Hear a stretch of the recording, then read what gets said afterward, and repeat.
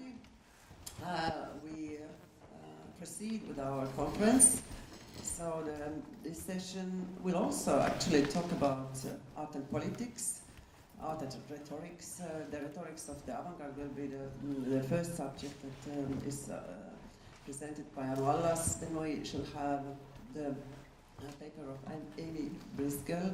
She will talk about performance practices in Eastern Europe and as yes, self-representation, also the artists and struggling with becoming more or less known in the wider world. And the third one will be by Jörg Scheller, and he's talking about Labirynt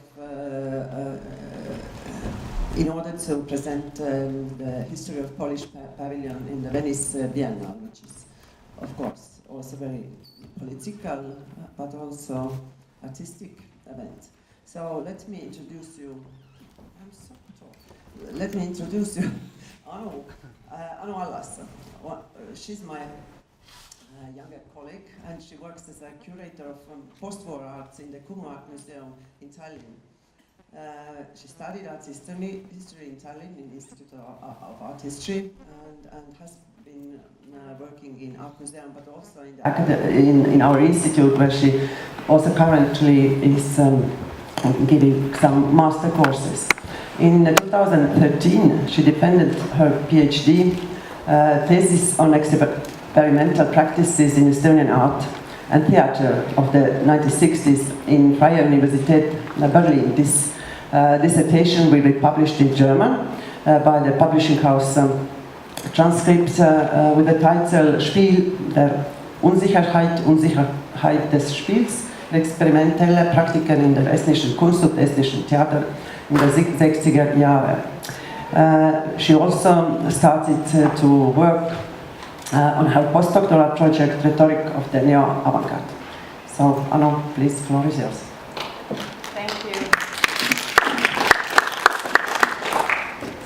Thank you very much for the introduction.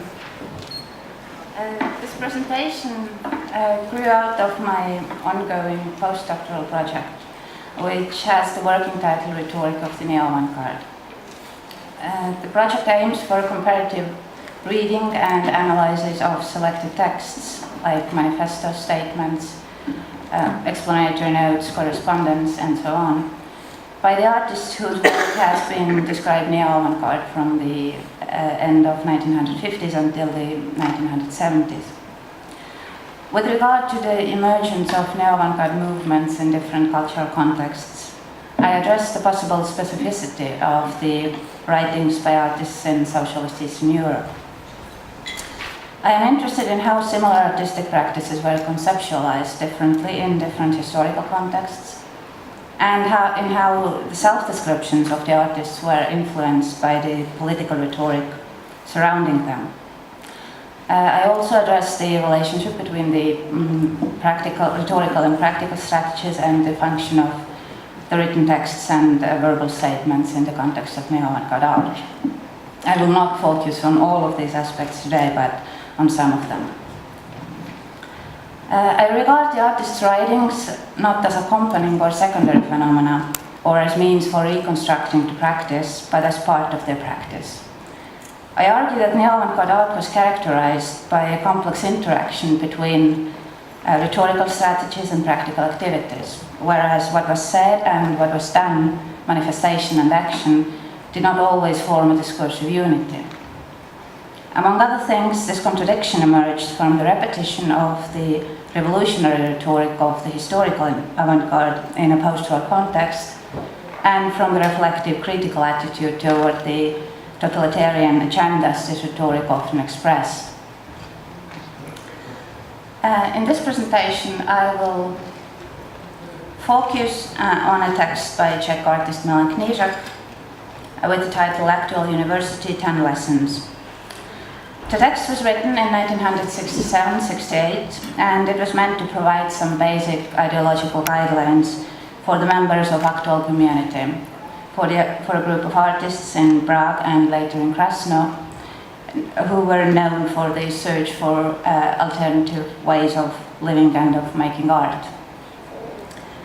The activities of Actual have often been described as a Eastern European counterpart of the Western Fluxus movement. Knížek, as one of the leaders,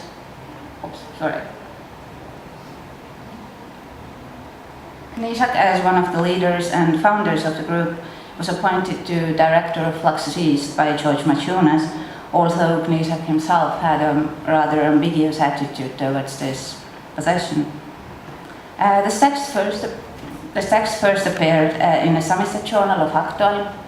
The English translation was published in Theories and Documents of Contemporary Art, edited by Christian Stiles and Peter Seltz in 1996. 10 lessons consist of 10 short chapters. Each of them concentrates on one significant notion or phenomenon, examining its meaning and function in contemporary society. Conflict, dreams, revolutions, love, belief, play, art, and so on. Every lesson follows a slightly different writing regime.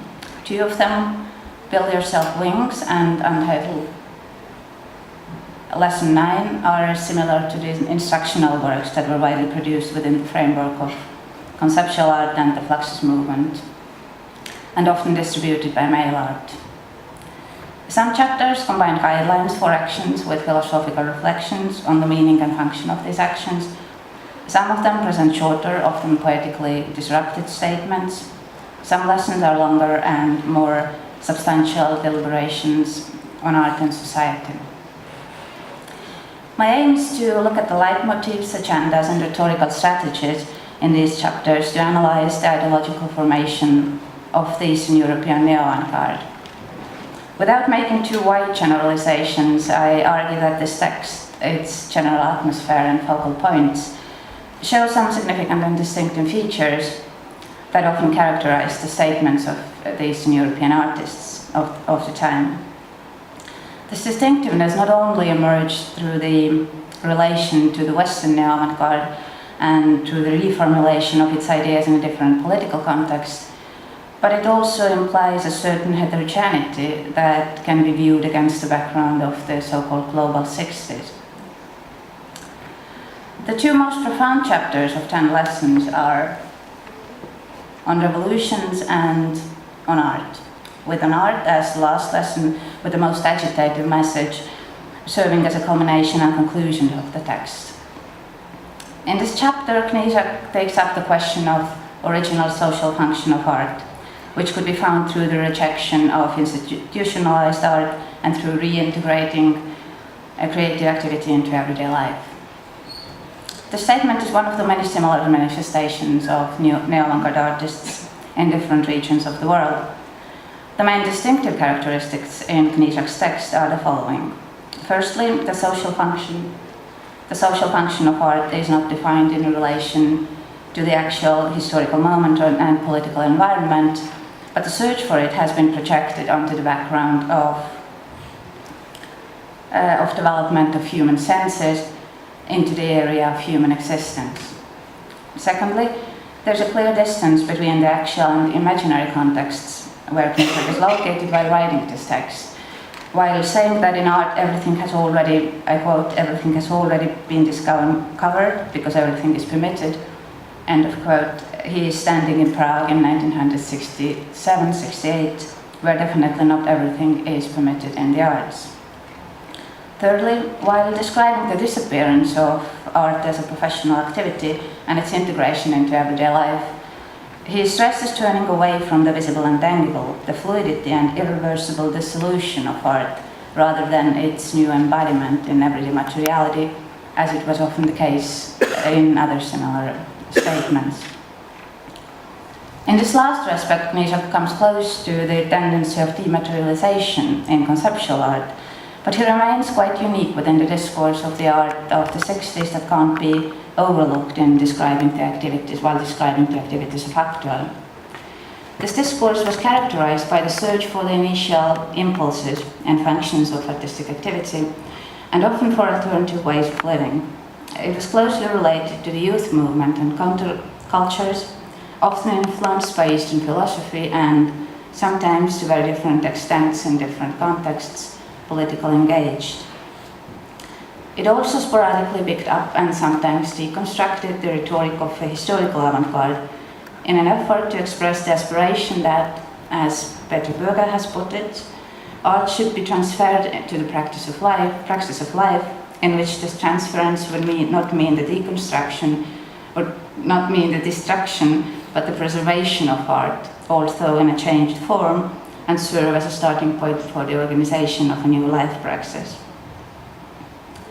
Of course, there were many different directions within this discourse and different ways of realizing this aspiration, including various trans-religious practices of rituality, sacrificial processes, and so on. However, within the atheistic wing of this discourse, the ideological focus was often on the concept of comparatism, as it was in the writings of George Maciunas within the Western Fluxus movement, in the Brazilian neo-concrete movement, and in the manifestations of the Butai group in Japan. The aim of returning to the initial impulses of art was manifested by the preference for the world of concrete reality over illusionism, by the demand for a close and direct encounter between the artist and his material, by the wish to bring the material to life, and so on. The distancing from the material and movement into the sphere of ephemeral and uncatchable, the general blasé attitude and a slightly existentialist atmosphere in Knížak's texts reveal some significant differences on this background. The lesson on revolutions provide a general philosophical framework for understanding Knížak's position.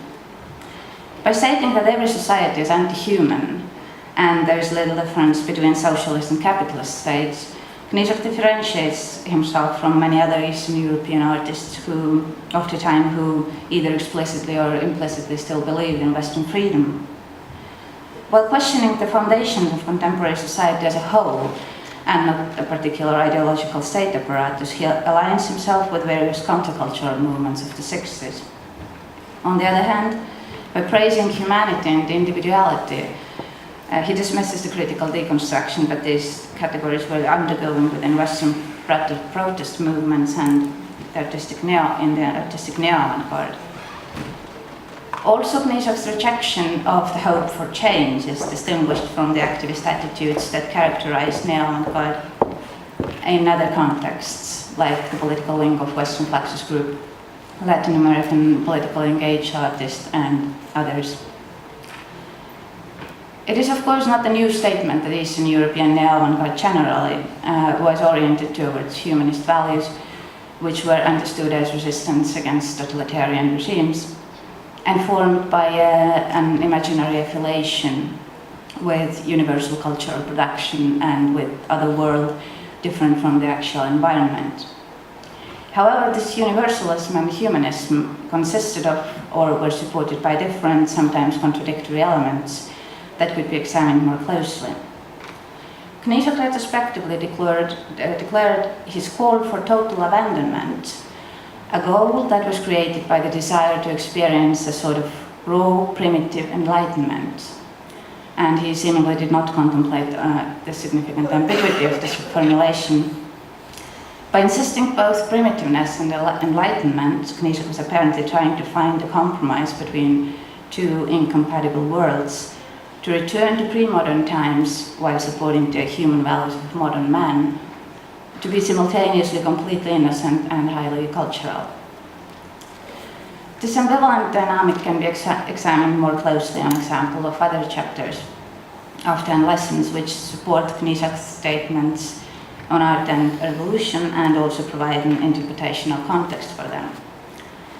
The main issues that Knížak addresses throughout these chapters are interpersonal communication and its difficulties in the modern world, the importance of the unique nature and individual choice of a man, and the relationship between general concepts and concrete actions, where Knížak stresses the preference of the last over the first.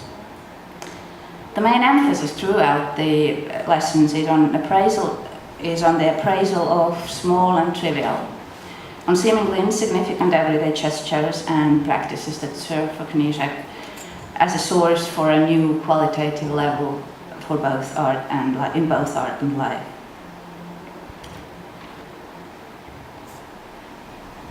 The lesson about play most clearly elaborates on these last aspects and shows some common elements with the post-war artistic discourse that is mainly associated with the activities of John Gage and discussed in relation to the impact of Zen Buddhism and the wider New Age movement on neo-avant-garde art. In About Play, Knižák stresses the small shifts and in the perception of everyday activities, the little changes one can make while doing the most trivial things, the reorganization of daily patterns and distancing from established notions of the world, that all this will reveal other dimensions of one's life. However, by associating the shifts and little differences with an amusing game, which is meant to save oneself from everyday boredom and deadening regularity, he slightly modifies the Gagean concept of being present in this boredom, going into it as deeply as possible without actively challenging it. Against this background, the short lesson on belief provides another example of little ideological shifts and interweavings by stating that it doesn't matter in what exactly we believe, in the power of kerosene, in peace conferences in Geneva, in Buddha, or in medicine herbs. Knižák still stresses the importance of belief and the quality of actions we perform in that belief.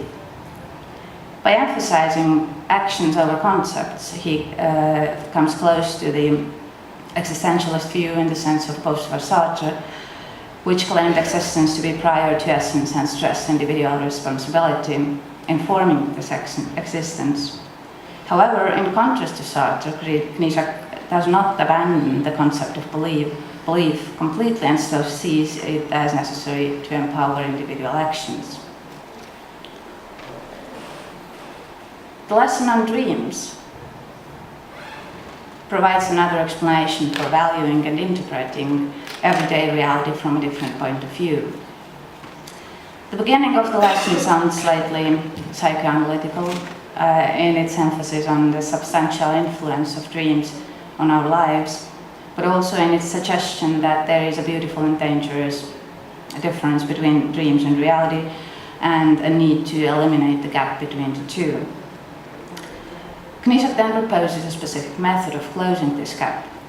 I quote, "We must separate out of the fluid of the problems that surround us a few of the most important and make them center of our efforts. In such a way, in them, our imaginings unite with reality. But it is also a question of whether we are capable of setting the scale of importance. For in some circumstances, apparently trivial problems may become quite basic." This passage offers quite a few significant tropes. Firstly, the need to concentrate on the most important issues is stressed, while admitting that it's not easy to set up the scale of importance. Despite acknowledging general relativity, Knižák still implies that there is a certain hierarchy of problems in human life, even if circumstantial, that can be discovered, so it's not insignificant what one concentrates on, as it is in meditation, for instance. Secondly, apparently trivial problems and their possible substantiality are pointed out to suggest that the importance of a problem cannot be determined on the scale of high and cultural versus low and mundane. Thirdly, overcoming the gap between dreams and reality is not described through the preference of one over the other, but as a union of the two. And one cannot avoid noticing a certain similarity to the most famous slogan of Paris, May 1968, "Be realistic, demand the impossible." I'm aware that this text generally, and with all its specific core themes, arguments, shifts, and inconsistencies, is significant above all in relation to the artistic and other activities of the actual group. However, I would still draw some conclusions on the basis of the text and separate from the practice, among other things, in respect to Hal Foster's assumption that, I quote, "To speak of the avant-garde in terms of rhetoric is not to dismiss it as merely rhetorical. Rather, it is to situate its attacks as both contextual and performative. It is in this rhetorical relation where avant-garde, rupture and revolution are located. 10 lessons can be described as an ideological and rhetorical showpiece of Eastern European neo-avant-garde in the specific historical moment of the end of the 60s. This moment was different from both earlier and later decades. In Eastern Europe, cultural dynamics were formed by the revolutionary atmosphere of global protest movements and by the limited openness of Eastern Bloc at the time. But this dynamic also revealed the signs of late socialist resignment or resignation. In this situation, the position of an oppositional artist was more complex than of the one who was simply resisting the totalitarian regime, escaping into an imaginary other world, or longing for the participation in universal cultural production. The adaptation of philosophical and artistic discourses from either Western culture or from global movements led to the reinterpretation of these discourses in Eastern Europe according to the specific political context. However, this reinterpretation, especially during the 60s, was often partial and selective, with these discourses preserving some of their former contents and agendas. For instance, existentialism was reinterpreted in terms of social circumstances and everyday absurdity in Eastern Europe, but the idea of existential absurdity was not abandoned completely and still informed individual positions. When Knisak stresses the repressiveness of every society, despite its ideological orientation, and therefore suggests that it doesn't matter whether one lives under capitalism or socialism, he significantly shifts the front line of the oppositional intellectual in this context. In 10 lessons, Knisak is both searching for his position as an artist and searching for the language to express and explain this position. The rhythm of the text is formed by a variation between longer deliberations, which either drift into resignation or confirm the insoluble conflicts of human life, and the values, even if ambiguous statements often formulated not as whole sentences but as disrupted fragments of them. This is where the interplay of contextual and performative elements of this text becomes apparent. The different writing regimes not only question the messages they are expressing, but also the ability of language to express anything adequately. Whereas the Western neo-avant-garde was characterized by a critical deconstruction of language, in the Eastern European neo-avant-garde, the attitude toward language was shaped by a variety of additional factors. As the highly valuable information from the world outside came mostly through texts, books, journals, correspondence, and so on, the written word was very central to many new artistic phenomena in Eastern Europe, and therefore also trusted, not only deconstructed, in the neo-avant-garde. On the other hand, the formalization of official rhetoric during late socialism and the habit of speaking and writing between the lines made the gap between explicit messages and hidden meanings of texts quite clear. On the basis of this awareness, a specific way of writing and using language within the oppositional or semi-oppositional culture occurred, where the content and consistency of what was said or written was often less important than the space for potential meanings that these sayings generated. The text functioned rather by means of their performative efficacy and not according to their ideological content or stability. The complex dynamic of distancing oneself from the actual environment and of the attempt to communicate with this environment raises another issue that formed artists' writings in Eastern Europe. Ilya Kabakov has described a specific way of self-description among the Soviet artists of the 60s. I quote, "Under these conditions, a unique genre of self-description emerged, whereby the author would imitate, recreate that very same outside perspective of which he was deprived in actual reality. He became simultaneously an author and an observer. trying to guess what his works meant objectively. He attempted to imagine this very history in which he was functioning and which was looking at him. End of quote. Despite of the significant differences between the positions and the self-perceptions of the neo-avant-garde artists in Moscow and Prague, it still seems that the attempt to create an outside perspective characterized Eastern European artists' writings and activities more widely. However, in the case of Knížek and many others, it was not only the outside perspective that was searched for, but a dialogue and interaction between the inside and outside views. This change of perspective is one of the most important features that determine the rhythm of 10 lessons and also its contents. Almost every notion and phenomenon that Knížek talks about is both presented as contextually relative, and it is also performatively affirmed. This particular ideological heterogeneity against the background of the political and cultural processes of the late 60s and enables us to view the Eastern European neo-avant-garde not only as a version of Western model, but as an inherently global phenomenon. Thank you.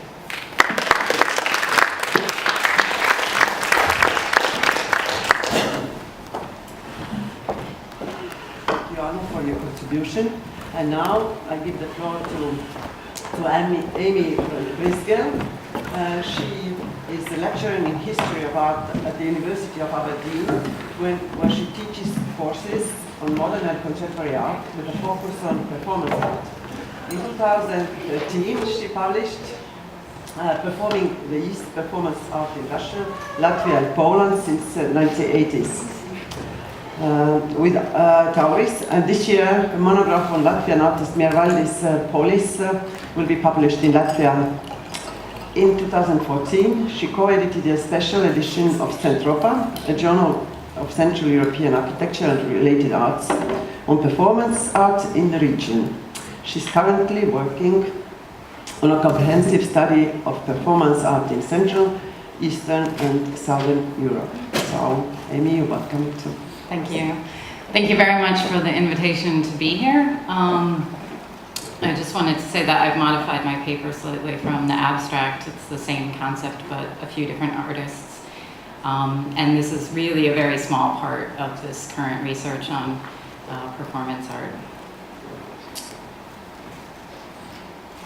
When Vladimir Nikolic brought Milica Milosevic, a Montenegrin dirge singer, to sing at the grave of Marcel Duchamp in Rouen, he did so bearing the weight of what he refers to as his, quote, geopolitical burden, which renders him unable to present his work in an international context as a free man. As an artist from Serbia, foreign curators expect his work to reflect the place where he comes from. In his words, quote, "No matter what my work is about, it was only seen in the light of this Balkan communism, post-communism, war, post-war, anti-modern tradition, weird local habits, and described in terms of cultural, social, and political references," end quote. Nikolic resists this designation, maintaining that this situation contradicts what Duchamp had intended with the ready-made, to take an object out of its context and provide it with a new meaning, divorced from its source. In the performance, Milica is positioned between Nikolic and Duchamp, preventing him from gaining access to this legacy and entering the international art context freely. While Nikolic feels pigeonholed as a Serbian Balkan ethno-artist, Mladen Miljanovic embraces his position as an outsider to the art world and uses military strategy to force himself in. In At the Edge, the artist literalizes his position by dangling from a window during the opening of an exhibition, placing himself outside the gallery, hanging on for dear life. The artist doesn't try to escape from the margins by entering the safety and comfort of the gallery, but remains in this position, accepting it, struggling, but resigned to it. This is the approach he has taken to his situation in general. As an artist from Banja Luka, Bosnia, and a former sergeant in the army of Republika Srpska, the artist comments that he accepts the epithet of occupier, and that's his word, ascribed to Serbs following the war. Instead of resisting this label, he co-opts it.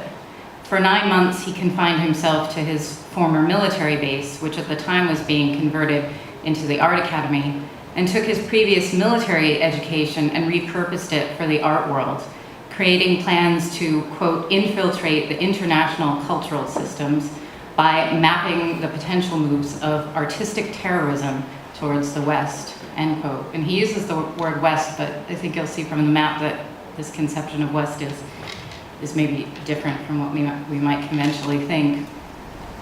His plans also include an invasion of particular art institutions, such as the Tate Modern.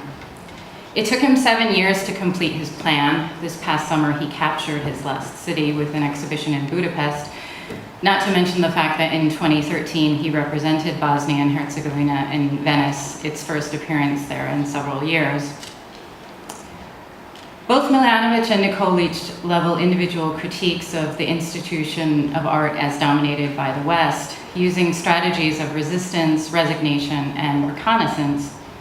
For Craig Owens, the impossible complicity of postmodern art is, quote, the necessity of participating in the very act that is being denounced in order to denounce it, end quote.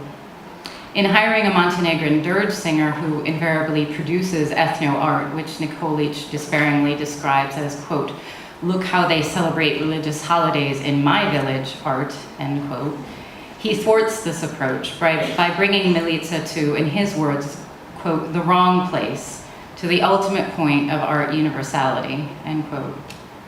Likewise, Milanovic uses the military skills acquired while being trained as an occupier in the eyes of the international community to not only gain access to the art world, but to expose its underlying mechanisms, which he identifies as similar to those used to keep the military functioning, quote, discipline, service, oath, and hierarchy.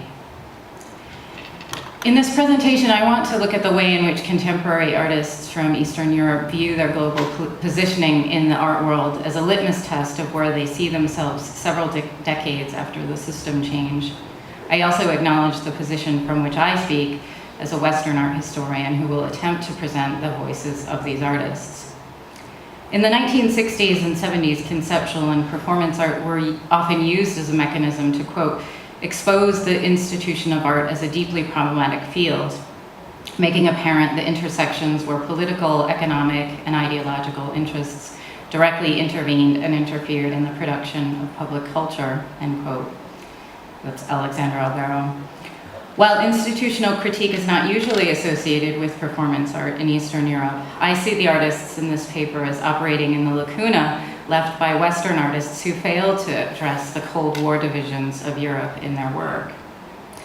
I focus on the manner in which these artists employ movement, travel, and mapping in performance, all of which can facilitate the creation and negotiation of unique subject positions, not to mention redrawing borders. In Inventing Eastern Europe, Larry Wolff recognized the role that travelers played in shaping the concept of Eastern Europe.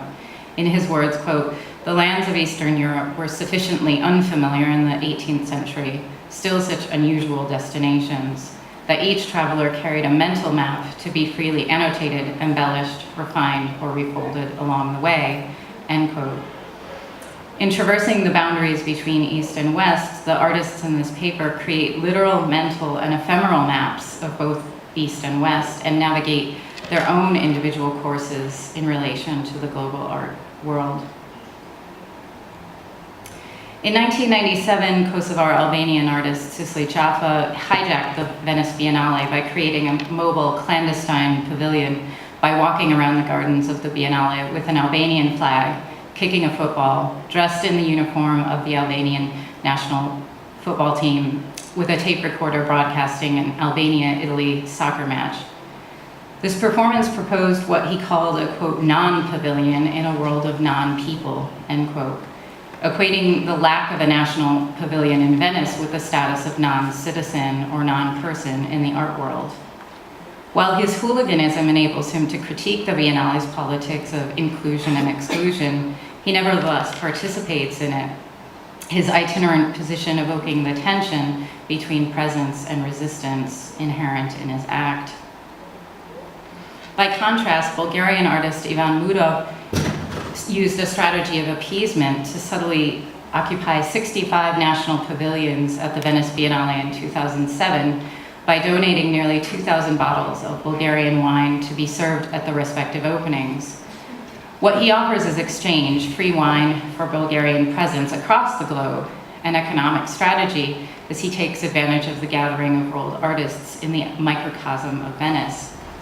He later distributed the bottles to be used in various exhibition openings across Europe, literalizing the idea of circulation and flow as the artwork is poured into wine glasses of various nationals and nations. Mudov's generosity stands in contrast to other tactics that he uses, namely theft. In this scenario, the artist, like Milanovic, accepts his stereotyped role, that of the Eastern artist, as derivative, and absconds with bits of artworks from museums. He arranges these fragments in boxes reminiscent of Duchamp's boîte en valise. The artist acknowledged that this feat is not original. Even his theft is a copy. And one of these pieces consists of stealing the photograph of German artist Tim Ulrich's attempted theft of a work of art. Mudov's pilfering, however, has a particular function, as it provides Bulgaria with a makeshift contemporary art museum, evidence of a cultural history of avant-garde and neo-avant-garde art, which it really doesn't have. The artist described this project as enabling him to, quote, participate in colonial art history, end quote. Like Jaffa, he shows no respect for borders nor the rules of these foreign institutions. While this piece was exhibited as part of Bulgaria's official representation in the Venice Biennale in 2007 in Palazzo Zorzi, Wine for Openings extended Bulgaria's presence to the national pavilions in the Giardini. Yara Botnova has commented on the manner in which Mudov's work, quote, infiltrates reality, creating a small pause or opening that provides the opportunity to see the ordinary at a different angle, with a certain disbelief and slightly didactic chuckle, end quote. Instead of occupying one position or the other, she describes his method as, quote, just squeezing into the situation while using its own language and means, end quote. I find this notion of squeezing as useful, as it implies the occupation of an ambiguous position, carving a space, and also redistributing what is already there. Instead of creating an institution, Mudov disperses it by distributing its various components, wine for openings here, fragments there, shifting the focus from place to object, a la Duchamp. In 2009, Moldovan artist Tatiana Fyodorova applied for a visa to travel to the UK and was rejected with no reason given. In response, she painted her body black, representing herself as a slave or a person without rights in the UK and EU. Although not traditional blackface, the racist implications of her act form a counterpoint to the implicit racism in the migration policies she encountered.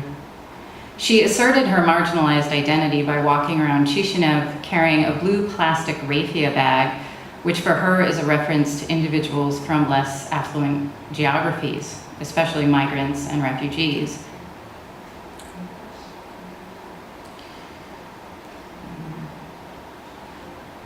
Her bag, however, is given a fixed geographic marker as it is emblazoned with gold stars, evoking the EU flag. This is how Fyodorova both conceives of and accepts her hybrid identity as one on the border between East and West, much like Moldova itself. Her video performance, European Clothing, demonstrates how this works. The piece documents the artist's journey through the Eastern European landscape of Chisinau to the central market, which is full of desired Western goods, or rather their cheap imitation from elsewhere. The artist attempts to buy European clothing so that she can fit in the West, but realizes that no matter what she tries on, underneath her clothing, she is wearing her old Soviet unisex underwear. It is interesting that she chooses raffia bags and market clothing to represent East and West because, like Mudov's wine, they have both global origins and are globally dispersed. It was therefore a mobile article of clothing that Fyodorova designed to compensate for Moldova's lack of representation at the Venice Biennale in 2011. Her Artists Without Pavilion t-shirts were worn around the city as part of an exhibition staged in Venice at the same time as the Biennale. A number of Moldovan artists participated, creating what they referred to as a ghost pavilion, similar to Chapa's clandestine one. A ghost pavilion is perhaps fitting for a country that probably doesn't exist, which was the ironic commentary that Pavel Brila stuck to the cover of the Manifesto 4 newsletter, which included a map of Europe without Moldova. Echoing Chapa, his poster suggests that Moldovan artists are non-people from a non-place, which may seem an act of resignation. Eastern Europe may have been invented, the Balkans may be imagined, but Moldova is completely invisible. The artists turn this non-identity, however, into an opportunity, as it offers the possibility to create both place and context. For example, Marc Verlan redrew the map of Europe to create the Kingdom of Moldova. He also crowned himself leader and created passports for it. Likewise, Brila created a method to acquire an EU passport by stenciling a circle of yellow stars onto his Moldovan one, enabling his passport to perform a new identity for him. What's more, Brila corrected the map of Manifesto by being the first Moldovan artist to participate this year. Writing about the complicated history of Moldova, Stefan Rusu has commented that performativity can provide a useful tool of negotiation when in confrontation with a rigid regime. In his words, quote, "Where identity has not developed naturally, an individual's attitude or stance may be somewhat more flexible in describing reactions to altered circumstances. Therefore, attitude can articulate a much more valuable and effective foundation for resistance against a system than identity," end quote. The performance of a variegated subject position in the face of an equally performed or constructed Eastern European, Balkan, or ethno-artist identity is a strategy that combines attrition with appeasement, enabling artists to squeeze into the scene, to use Budnova's term, adopt the language of the other, of contemporary art, within its borders, to challenge, modify, and even erase them. While performance in the 1960s and 70s was used for its ephemerality, the discussion and circulation of its documentation has problematized this notion of ephemerality. These artists instrumentalize this problematic, utilizing the trace left by their presence to map new spaces. They quite literally exemplify what Piotr Bertowski has described as the, quote, view from the margins that reveals fractures within the center. And I would add to that, actually creates fractures within the center.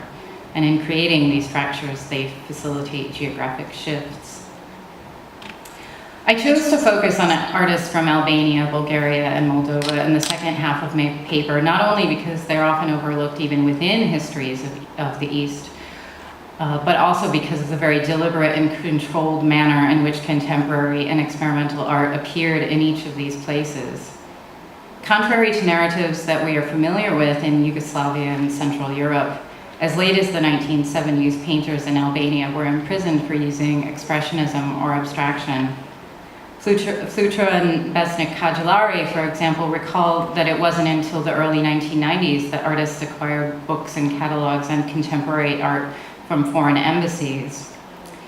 They presented the first piece of performance art in Albania in 1998, so this is much later than anywhere else that we deal with in Eastern Europe, I think. Bulgarian artist Luchesar Boyagiev lived in New York City in the 1980s, and when he returned to Sofia, recalls the manner in which he disseminated information about the art world sought by his colleagues, explanations of terms such as curator and residency, which were then unfamiliar. They then used this new information quite strategically to place themselves in an international context. Lilia Dragneva, the current director of the Chisinau Center for Contemporary Art, the former Soros Center, attributes the development of contemporary art in Moldova to the cultural programs and courses organized by the Soros Center, such as Carbon Art, a summer art camp which introduced performance, land art, and video art. It was through these initiatives, for example, that Breyla received his artistic training, enabling him to earn a scholarship to study at the Jan van Eyck Academy in the Netherlands. These artists embody this notion of circulation and also this notion of using the West as a resource as opposed to a source, which Beata used, this term that Beata used yesterday that I really liked and saw it connected with my paper. And it is their movement between East and West that enables a disruption of that binary. Just as Miljanovic utilized his military strategy to enter the art world, these artists use the language of contemporary art that they acquired from the West only to then expose it as the deeply problematic field that it is. And I also think that by speaking from the margins of the margins, that they reveal the asymmetrical power relations that can also still be found within this so-called periphery. In his site-specific installation, City with a View, Jazar Boyadjiev arranged several cinema chairs on 3 different rooftops in Jerusalem, 5 with a view to Mecca, 2 facing Moscow, and 1 toward New York City, fracturing the binary gaze in favor of a wider perspective. The cinema chairs emphasize the fact that, quote, usually it is the rest of the world that sees Jerusalem only or mainly through the eyes of the media on the screen of the TV monitor during a broadcast of the news, end quote. Likewise, the East often suffers from a myopic gaze as the West projects its desires onto the region. It projects these desires on artists too, and Boyadjiev's 2,000-piece Gastarbeiter uses a collection of receipts for hotel bills, flight tickets, and per diems to illustrate the manner in which he was reduced to a, quote, a valuable commodity by the Western art world, who effectively paid for his physical presence at international exhibitions, conferences, and events. Boyadjiev is critical of the East-West discourse, which he sees as, quote, deeply outdated. In his words, quote, as part of the so-called West, I am very much interested to know about the Beirut, Damascus, Jerusalem, and so on art scenes, end quote. His installation, however, allows for a more panoramic view from a location that is neither East nor West, but simply somewhere else.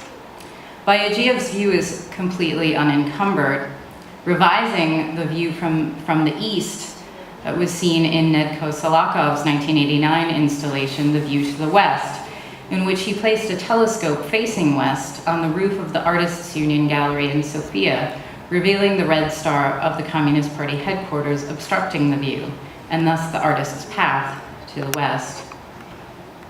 The artists presented in this paper demonstrate the still very complicated relationship that artists from Eastern Europe have with the West. What's more, they all have very personal wounds from bearing this geopolitical burden of the East. Thus, their conception of what it means to be from the East is notably individual and particular. From Miljanovic and Nikolic, it relates to ethnicity and geopolitics in post-war Serbia. For Fyodorova, it is an economic position and manifests in the rejection letter from the British Embassy. For Breyla and also for Mudov and Chapa, it is a question of visibility, stemming from the fact that their countries do not even exist in the eyes or maps of the international art community. And for Boyadjiev, it is that of the colonized, an artist as a migrant guest worker in the West. There are other solutions worth mentioning. Moldovan artist Gennady Popescu sports a raffia bag, suit, and hat and drags his geopolitical burden in the form of a giant mamaliga, a national dish made of polenta, across the country and into neighboring Romania, which for Moldova is the West. In crossing the Moldovan border into the EU, his movement and his mobile mamaliga unites 2 regions connected by their shared national culture, yet divided by an arbitrary political border.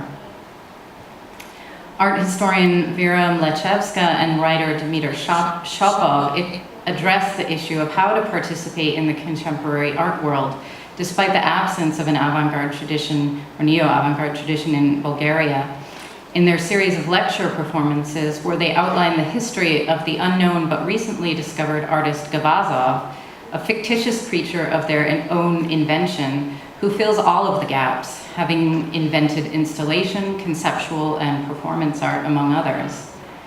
As a counter to the hegemony of the Western art world, they posit that he influenced African minimalism. Finally, while Venice remains the ideal destination for many, Nela Hasanbegovic's Pavilion for Bosnia-Herzegovina provides an alternative venue to showcase contemporary art from Bosnia by constructing her own pavilion in Počitel near Mostar.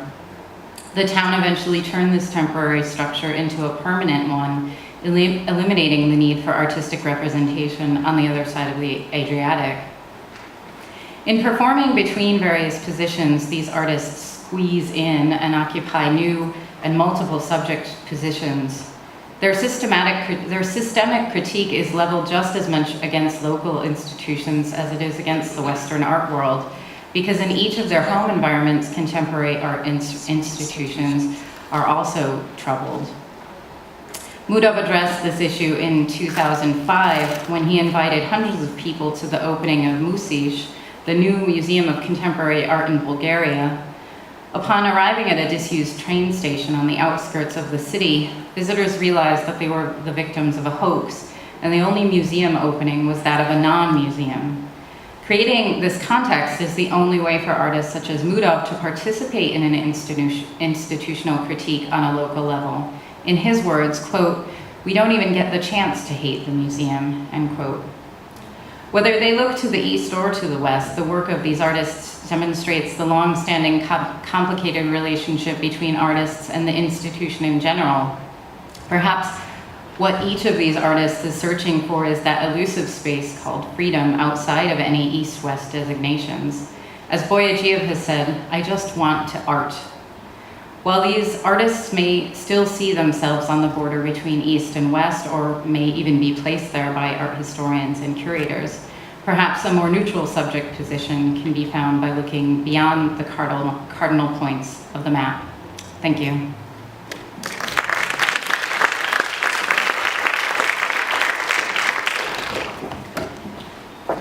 Thank you very much for this very interesting contribution. But we proceed. We have the last paper of this session, which will be presented by Jörg Scheller. He's an art historian, journalist, and musician based in Bern. Currently, he is head of the degree program in photography at the Zurich University of the Arts. He was awarded for his PhD for a thesis on myth of Arnold Schwarzenegger in 2011 and was appointed as a permanent lecturer in Zurich in 2012.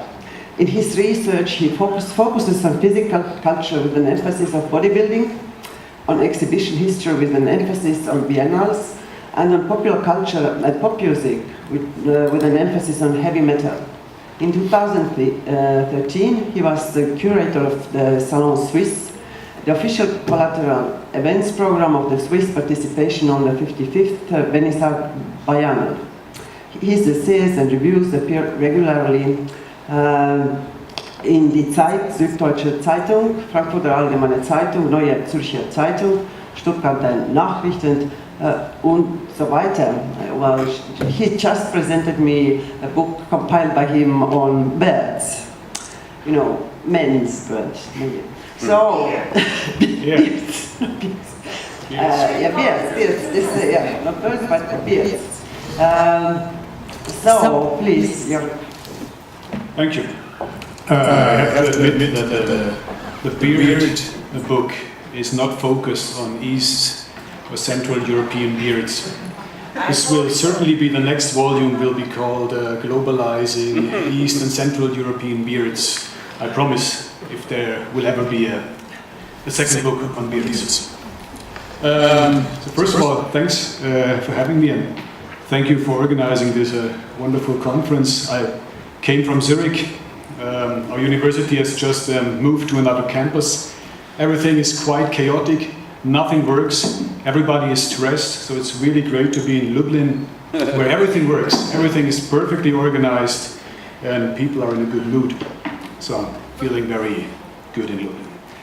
I should say in advance, before I start with my presentation, that what I'm going to present is part of a bigger research project that was started at the Swiss Institute for Art Research in 2009, namely a collaborative research project on the history of various pavilions at the Venice Biennial from the very beginning until today, with a focus on East and Central European pavilions, and I've been dealing with the Polish exhibitions in the context of this research project, and I've been the coordinator of the project for 3.5 years.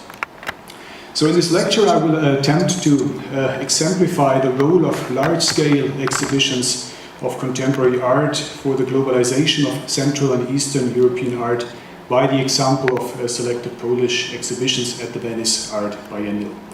But first of all, I would like to give some general remarks concerning my methodological approach and my terminology.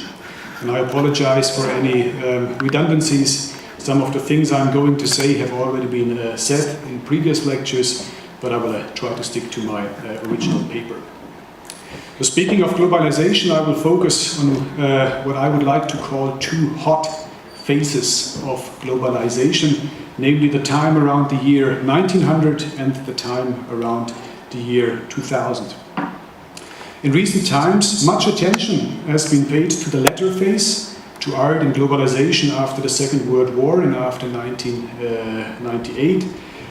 For instance, in Hans Belting's exhibition, The Global Contemporary, 2011 to 2012 in Karlsruhe. Polemically speaking, in this exhibition it seemed as if globalization and global art, whatever that may be, had emerged suddenly, only after the fall of the Berlin Wall. And this is one of the reasons why, within my two areas of focus, I will only touch briefly upon the recent past and instead concentrate on the time around 1900 to shed some light on the longue durée of modern globalization rather than only on postmodern or contemporary globalization. Globalization cannot be limited to the proliferation of neoliberalism, the post-communist condition, or the rise of the internet. As the philosopher Peter Sloterdijk has pointed out, globalization involves at least three major phases which, one should add, of course, overlap and interact. It's A, the intellectual globalization of antiquity, B, the terrestrial and maritime globalization of modern times since around 1500, Thomas Acosta Kaufmann has talked about that, and C, the economic, financial and technological globalization of modernity and postmodernity. The Austrian philosopher Jens Badura proposes to complement the term globalization by the term mondialization, which, according to Badura, refers not only to physical and spatial aspects, but also takes into account our increasingly hybrid life worlds. The globus is nothing without the mundus, the latter understood as the human, the cultural sphere. Badura actually uses the term mondialization only in plural, so he speaks of mondializations. For the sake of simplicity, I will use the term globalization in this lecture, always bearing in mind mondialization as well. I am speaking of hot globalization because globalization is not a linear process. It is characterized by varying grades of intensity or temperature, metaphorically speaking. In this regard, the times around 1900 and 2000 have much in common. For instance, in terms of overall acceleration, technological revolutions, scientific progress, increased mobility, urbanization, and at the same time widening income gaps, the idealization of nature and the return of military conflicts and geopolitical power games after relatively long phases of peace. The late 19th century went down in history as the Gilded Age in the United States and as the Belle Epoque in Western Europe. Recently, the American political analyst Kevin Phillips has named our present global age the Gilded Age 2. Back. It doesn't go back. Gilded Age 2, while many commentators from Europe have pointed out parallels between pre-World War I Europe and today. Already in 1930, a German art historian Alfred Kuhn wrote in his book Polnische Kunst von 1800 bis zur Gegenwart about the late 19th century Europe, quote, I put the English translation here, eine ziemlich ungetrübte Sonne des Völkerfriedens leuchtete über Europa, die politischen und religiösen Gegensätze schienen sich ausgeglichen zu haben, wenigstens für die Gebildeten, Fortschritt durch Bildung war Losung des Tages. Quote end. So it sounds very topical today when you look at contemporary discourse about the parallels between the times around 2019. Moreover, it is striking that both times have seen a strong increase in the number of large-scale exhibitions. In the second half of the 19th century, world exhibitions, the early epitomes of the third phase of globalization, were on the rise and, among other models, inspired the foundation of the Venice Art Biennale in 1895. Whereas in the second half of the 20th century, the number of biennials of contemporary art has grown exponentially after a lean period of about 50 years. You see the diagram there. There is this huge gap, first half of the 20th century, and then it really goes boom. Although most of the newer art biennials are decidedly pluralist, inclusive, and transnationally oriented, it has been argued that they remain deeply rooted in Western mentalities. The Taiwanese art historian Qintao Wu, to give just one example, states that, quote, the biennial, the most popular institutional mechanism of the last 2 decades for the organization of large-scale international art exhibition, has, despite its decolonizing and democratic claims, proved still to embody the traditional power structures of the contemporary Western art world, the only difference being that Western has been quietly replaced by a new buzzword, global, quote end. In any case, the by and large chauvinist, progress-centric and modernist exhibition policies of the 19th century and the by and large pluralist, egalitarian and postmodern exhibition policies of the late 20th century biennials seem to mirror the evolution of capitalism, which at least in the former West has shifted from overt colonialism and top-down exploitation to covert colonialism and bottom-up exploitation, from a rhetoric of power to a rhetoric of empowerment. But that's a different story. In a nutshell, large-scale exhibitions have been salient catalysts for the globalization and ultimately harmonization of contemporary art from various places on the one hand side, as platforms for the staging of differences and identities on the other hand side, with these identities regional, national, local, cultural, ideological, political, and so on. As windows to the international and global public, they have provided and continue to provide opportunities for countries, institutions, and individuals to communicate, agitate, and politicize through art. For instance, in the case of Hungary, which in 1909 built a national folkloristic pavilion at the Venice Art Biennial already before becoming a sovereign nation state.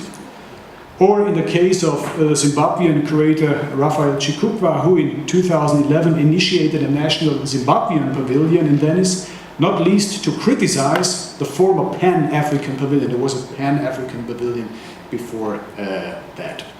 Accordingly, the exhibition was titled Seeing Ourselves. In her catalogue text, Doreen Sibanda from the National Gallery in Harare highlighted the importance of the national precisely in the context of globalization. Quote Sibanda, I feel it is a national duty to take part in global events like the Venice Biennial. Zimbabwe cannot shy away from taking part in global events like the Venice Biennial. Quote end. The national and the global appear as the two sides of the same coin in these words, and I will come back to this double bind later. Comparable with the effects of modern financialization, as described by sociologist Georg Simmel in his Philosophy of Money from 1900, the ongoing biennialization generates homogenization and particularization at the same time. And this dialectic is embodied above all by the so-called mother of art biennials, the Venice Art Biennale. Especially in her early phase around 1900, the Biennale allowed for the conflation of the universalist substructures of Western humanism and economy with particularism and chauvinism in the form of national pavilions. Today, the Venice Art Biennial presents herself as what I would like to call a chronotope, a notion by Mikhail Bakhtin, comprising modern approaches to curating the national pavilions, postmodern approaches to curating the Arsenali exhibitions from the 1990s, late 1990s onward, and contemporary approaches to curating, meaning the dissolution of the traditional exhibition spaces throughout the city of Venice. Thus, in its very structure, the Venice Biennale presupposes a comparative approach regarding historical as well as cultural or ideological aspects. Now, the Polish exhibitions at the Venice Art Biennial provide particularly interesting case studies on the nexus between globalization and Eastern Middle European art, Central European. The history of the Biennale encompasses 4 major periods in the history of Poland. The final stage of the partitions of Poland, the time of the Second Republic, the time under Soviet rule, and the time of the Third Republic. Since Poland did not exist as a sovereign state for the most part of the 19th and 20th century, it is common knowledge that art and culture played a major role for the perseverance of the Polish imagined community. And in this context, large-scale exhibitions such as the Arts and Crafts-centered Galician State Exhibition of 1894 or the Venice Art Biennial came into play. Polish artists and curators, or artists and curators of Polish ancestry, have participated in the Biennale from 1897 onward, so from the Second Biennale onward, through solo shows, international group shows, in special Polish sections comparable with those that had been previously established at the World Fairs, and last but not least, in the Polish pavilion that was built in 1932 in the Piłsudski era. The historian Włodzimierz Borodziej sees in the Galician exhibition a proof of Galicia's, quote, equal participation in modern civilization, quote end, whereas the art historian Marek Batelik stresses that only the Venice Biennial of 1920, quote, marked the official reappearance of Polish artists on the international scene, quote end. The stress is on official. The then Polish ambassador in Rome, Konstanty Skiermund, did not exaggerate when he wrote in 1920 to the General Secretary of the Biennale, Vittorio Pica, and asked, the translation here, que la Pologne soit dignement représentée à sa première participation à l'exposition de Venise, la plus importante parmi les expositions d'art du monde, quoted. In fact, the year 1920 can be considered as the year when Poland officially, again it's officially, entered what was to become the global art world, a world dominated by large-scale exhibitions, the art market and media response. Therefore, the Venice exhibitions were of paramount importance for the integration of Polish art into the first international, then global art world, but also into the underlying political world. In Venice, it was, for instance, possible to, at least symbolically, place the then marginal and economically weak Polish state in the center of power already in the 1930s, that is, among the Giardini pavilions. Here, art and architecture were used to anticipate the desired political and economic power. With that said, rather than considering large-scale exhibitions only as mirrors of political conditions, they should be regarded as veritable political agents. Here, what Boris Groys calls art power becomes tangible as an anticipatory power. In this regard, I would like to introduce the term exhibitions and agency or exhibition agency to complement Alfred Geld's well-known term art and agency. Large-scale exhibitions do not only reflect upon politics, they inevitably are political. And if only because of their sheer size and the concomitant involvement of various stakeholders, they inevitably transcend the sphere of the arts. When we discuss particular artworks in an international or global context, we should always take into consideration where they actually were shown, how they were shown, and to whom they were shown. The medium may not necessarily be the message, but every message is necessarily mediated. Public exhibitions have been the main medium of art since modernity, as Swiss art historian Oskar Bechmann has pointed out in his influential book, Ausstellungskünstler, Exhibition Artists from 1997. In 1920, the organizing committee of the Second Polish Republic presented 145 works by 31 artists in the pavilion of the, in World War I, defeated Germany, or more precisely, it was the Bavarian pavilion back then, it was not the German pavilion, but it was organized by the Munich secession. At that time, the problem of national distinction was of major importance in the arts. We have heard that already, but I quote Katarzyna Nowakowska-Sito in this context. Quote Nowakowska-Sito, in the 1920s the problem of national distinction was solved primarily by placing emphasis on elements of folklore that would always contribute an individual flavor. In the hands of artists like Władysław Szkocilas, Zofia Stryjewska, both were represented at the Biennale in 1920, or Jan Stepkowski, who tackled it not only for its exotic subject matter, but also for its original form, born of folk inspirations. This was always well received. It comes as no surprise then that many works in the Polish exhibition featured folkloristic elements, and be it only through references to the Carpathian mountains and the Tatra region and landscape and genre paintings. You see right in the middle, Jarocki's Hutzuli from 1910. From the late 19th century onward, Polish intellectuals and artists had traveled to the remote mountain regions of Galicia, where they sought to create a truly Polish aesthetic by referring to the architecture and dresses of the indigenous Gurale people and others, for instance the Hutsuls. However, rather than being purely Polish, of course, the emerging Zakopane style was part of a general retro-modernist tendency throughout Europe that started with arts and crafts and the vernacular revival and led to the Art Nouveau and UHD. A similar tendency under different aesthetic and ideological auspices manifested itself in two neoclassicist sculptures by Henryk Kuna that greeted the Biennale visitors at the entrance of the Polish exhibition. On the left there was Juchenka, Dawn or Aurora, a female marble torso from 1919 that, in the context of the Biennale, was to allegorically evoke the dawn of the Second Republic. Again, the idea behind the artwork was specific of the cultural, political, social circumstances in Poland, or at least the placement of the artwork, whereas the aesthetic clearly was part of a general international trend, namely the retour à l'ordre in the art scene after the First World War. And this is really when comparative art history becomes crucial.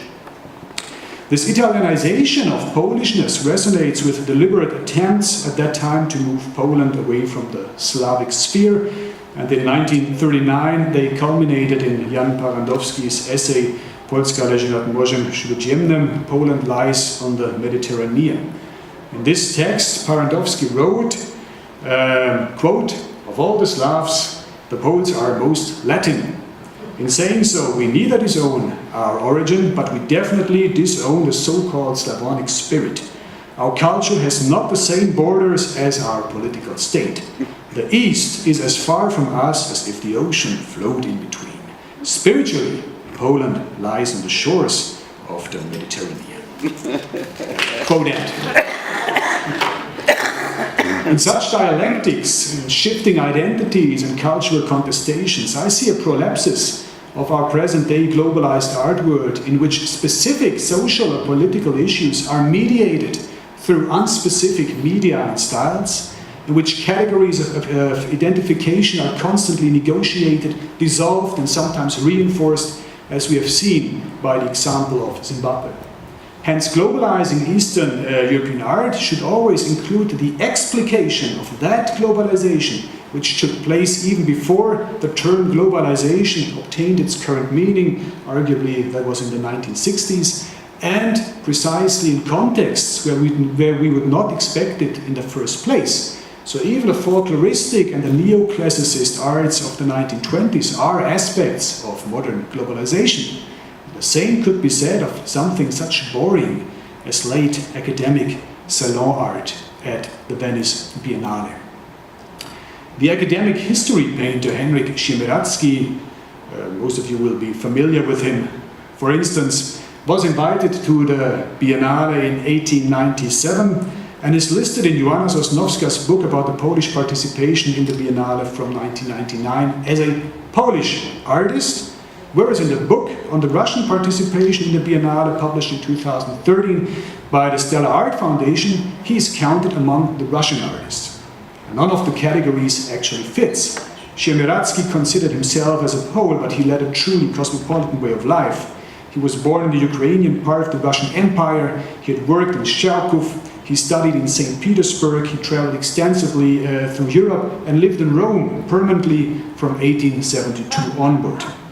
In Sosnowska's book, his name is spelled Henryk Siemieradzki, in the Russian book Heinrich Siemieradzki. Similar things can be said of Włodzimierz Sieryszewski, who participated frequently in the Biennale in the late 19th and early 20th century.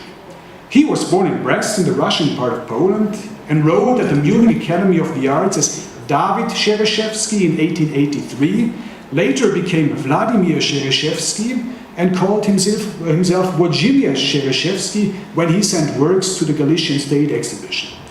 Sieryszewski lived in Venice permanently and always presented his works in the international section of the Venice Biennale, never in the Russian or Polish one. In Sosnowska's book, his name is spelled Włodzimierz Sieryszewski, in the Russian book Vladimir Sieryszewski. I'm telling this to show that present-day catchwords from the debate on art and globalization, such as shifting identities, cultural hybridity, or art and mobility, should not be restricted to the postmodern and current age. Rather, precisely the time around 1900 should be taken into account as well. In his book Rodzina Europa from 1961, Czesław Miłosz wrote, quote, this is my translation, hope it makes sense, "In a certain sense, I can consider myself as a typical Eastern European. Somehow it is true that his specific otherness, the inner as well as the outer, can be traced back to a sort of amorphousness. My example makes sufficiently clear that it takes great efforts to handle contradictory traditions, names, and an excess of impressions, that is, to put them in a certain order," quote end. And here one could add, today, if we agree upon the nexus between globalization, hybridization, and transculturalism, as put forward by the philosopher Wolfgang Welsch and many others, everybody lives in Eastern Europe, in the sense of Miłosz, be it only with regard to our still so-called national football teams. I mean, it's really about time that we change the name of our football teams from national football teams to transnational football teams. It would be great to have the Swiss transnational football team or the Polish planetarian football team. That would be great. That we should lobby for that outside the academic sphere. I'm sorry, this is a documentary photo, it's not a collage. It's not a collage, no, this is Switzerland. So biographies like Siemieradzki's, Sieryszewski's, and Miłosz's can be understood as prefigurations of the postmodern and present-day global artists, of course, under different socio-political circumstances. But just think of the arguably prototypical postmodern American artist Andy Warhol, whose family was of Carpatho-Rusin origin. Comparable with Sieryszewski, he changed his name from Andrew Warhola to Andy Warhol. I mean, to become more site-specific, to more American. And at one point tried to convince his assistant Bob Colacello to change his name to Bob Cola, to really Americanize his name. And comparable with Siemieradzki, Warhol combined heterogeneous positions in his oeuvre and became what could be called the major salon artist of global liberal consumer culture. That is what Warhol is. Particularly, Siemieradzki's work, despite its ostensibly anachronistic character, anticipates much of what is now considered as typical of hybrid contemporary art. He combined a broad range of influences from academism, impressionism, and realism.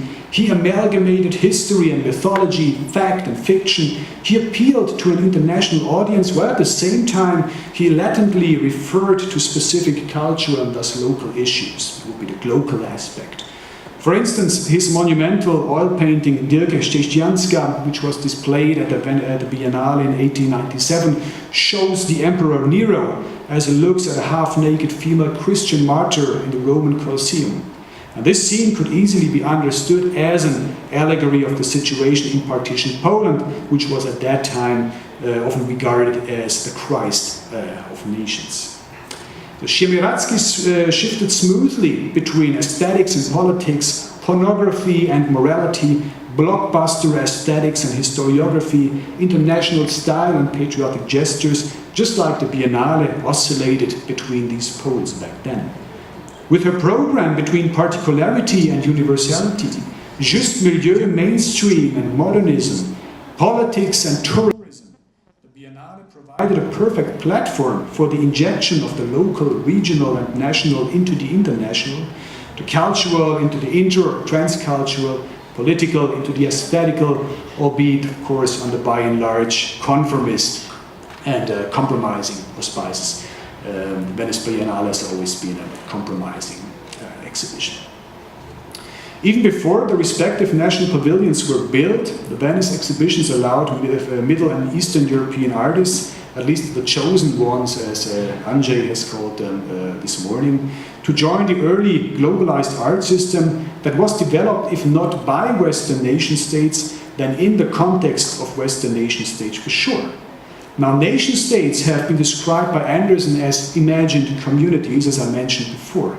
But the globalized world, of course, is an imagined community as well, probably even more so than the nation state.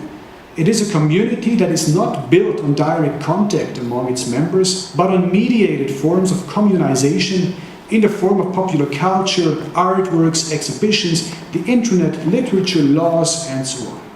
Viewed in this light, and only in this light, of course, globalization is not the antidote to nationalization, but the logical climax of nationalization.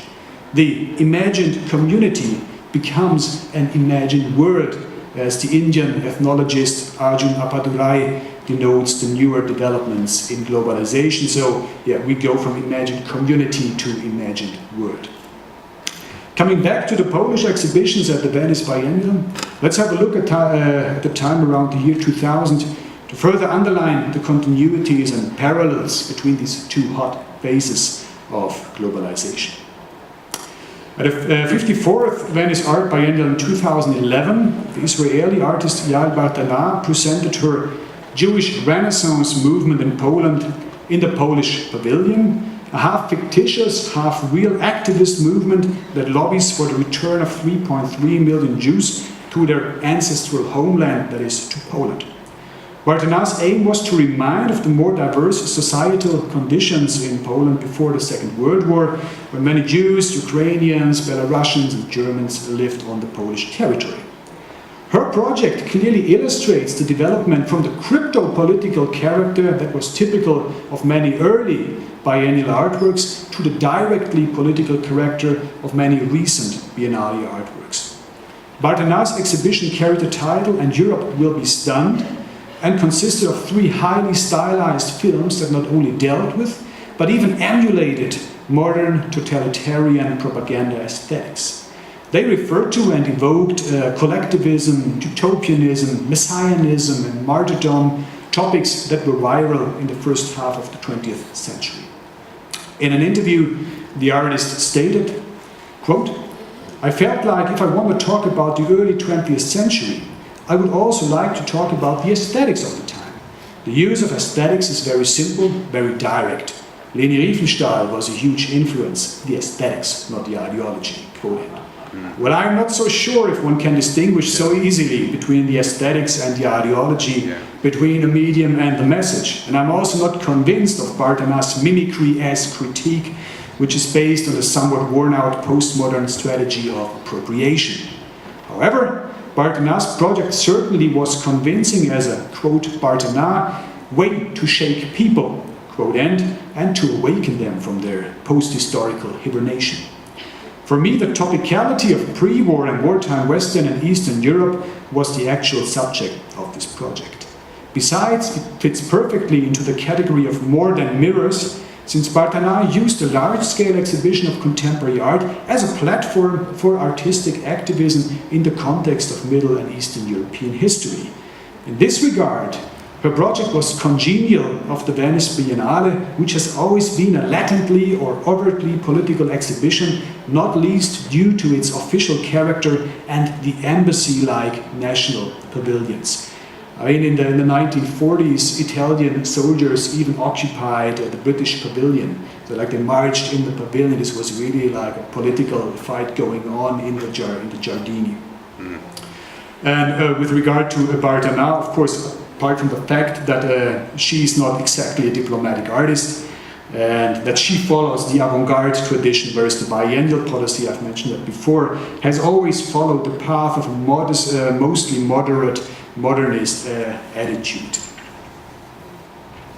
In the context of our conference theme, I consider "And Europe Will Be Stunned" as an attempt to show that history is never historical, but it always keeps coming back, and that the discourse on the end of history, which emerged rather ironically, re-emerged in the 1990s, was maybe a bit short-sighted.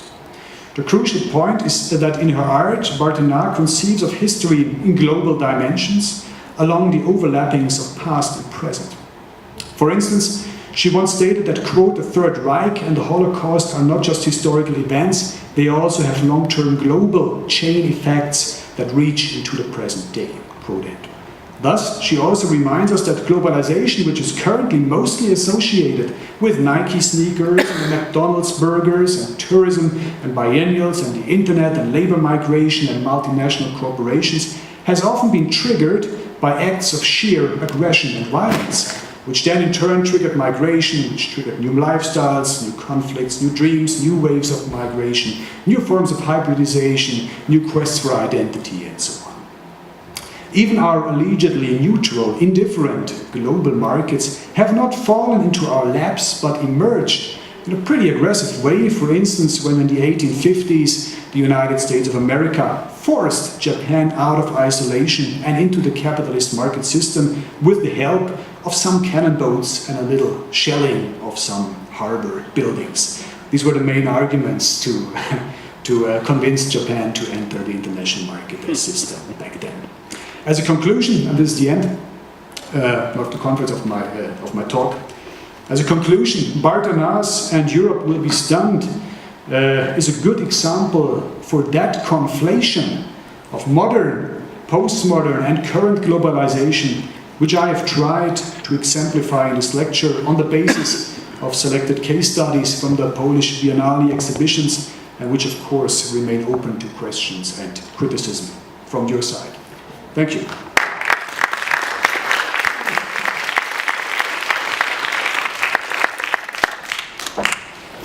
Thank you, Jörg. And now, please take your seats at the table. All three of you.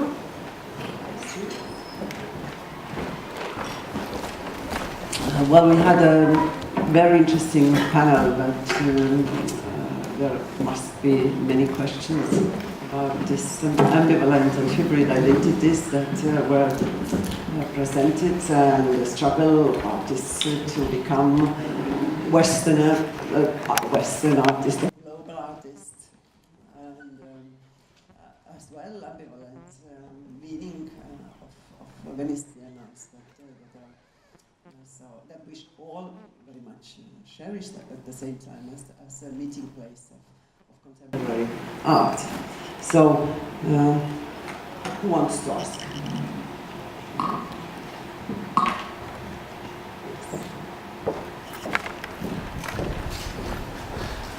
I have a question to Jörg.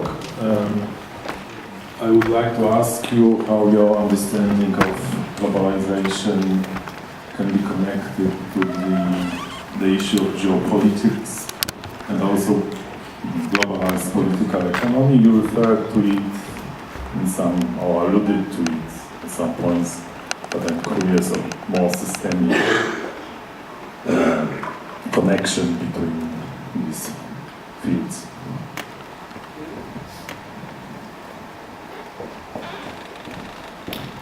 Did you raise your hand? No.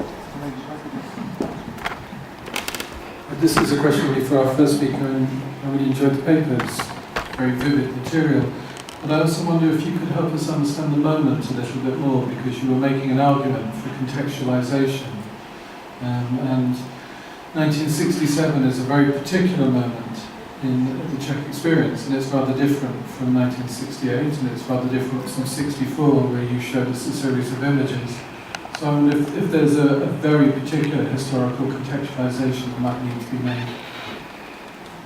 I have a question for Anu, mainly also because I'm coming from Baltic region and I'm researching in Baltic region, and I wanted to ask how much text-based your research is and how inclusive it is, and how actually like this notion of neo-avant-garde applies to certain art phenomena which were happening in the region in the 60s, 70s and 80s. And I particularly want to say that we use like notion of neo-avant-garde, of course, in retrospect very much, but what I think distinguishes some art practices in the region is that often artists like, it's not like in East European neo-avant-garde, and we very often see like either affirmative or like kind of negation of the art institution as such in the artist statements, but it's often that artists didn't took any position towards art field. They basically exclude the domain of art out of their definition, out of their writing. They just don't address it because I think there's certain doubt if their art can be viewed as art or not, you know, so it's a general definition. I don't know if it's clear. But yes, I wanted to just ask about this inclusiveness of this notion of neo.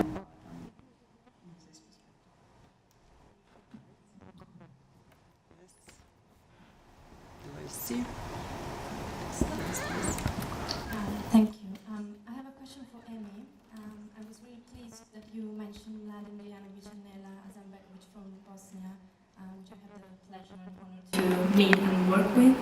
And so my first question is whether you think that they attempted somehow to get a stable position in the global map of contemporary art, as you write in your abstract, and also regarding the Venice Biennale, and maybe also York could answer my question. It's great to see that also, I don't know, artists from Moldova, of course they care to be presented at the Venice Biennale, and I also know other artists from Bosnia. They've been fighting to have a pavilion for ages, and so then in York's presentation there was a quotation from a Chinese writer, I think, and he was artist. Yes, and he was saying that the biennials actually still embody traditional power structures of the contemporary Western art world. So I'm wondering, maybe next year Moldova will have its own pavilion in Venice, and so in 3 days of the opening we will need to visit maybe almost 100 pavilions, which is really impossible. And so I'm wondering, what is the point, like is the Venice Biennale still so important for countries? I mean, Bosnia was there last year, and I'm sure half of the people that visited the Venice Biennale, I mean, the people that really count in art world, like people from, you know, Western Europe or US, didn't, I mean, if they really care about, if they knew that Bosnia was there, and I don't know if I'm being clear, but yeah, just the role of the Biennale in this globalized world for small countries. That would be the question. Thank you. Amy, so your paper basically circled around the notion of lack.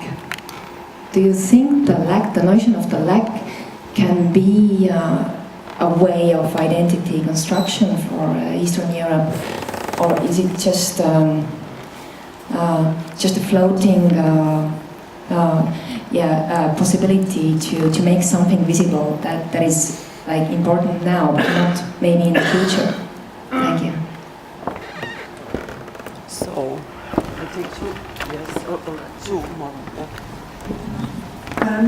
so I have a question for Amy. I really was very happy to see all those examples. There were a lot of works there that I didn't know.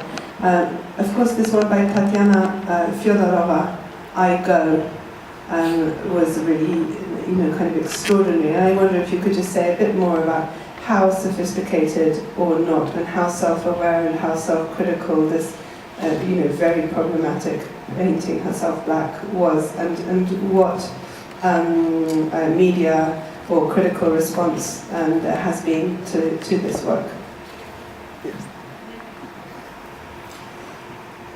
Dear colleagues, thank you very much. Conference is even better every second. Annie, I have two short questions. Why you wanted to focus on Knizak, and did you know about these works in Estonia in the 70s? For any, also a question concerning Vladimir Nikolic and this, I don't know what is the term for these women who, what is the term? Dirge. Yeah. Dirge singer. Do you believe that in this, for this work with Deschamps, is it important to know the origin or heimat of the artist? Is it or is it not? And for liebe Kollegin, is it true that, did somebody mention or not, that earlier at the Venice Biennale you can buy works? Yes, yeah, that's true. It's the So, main pavilion, yeah. Not only early, even after World War II. Until 1968. Yeah, you can buy. Good buy. Okay, I have more questions, but it's late. Okay. York's paper. But I just catch one notion, a concept of globalization traced by Anderson as an imagined world. This is your invention, or this? No.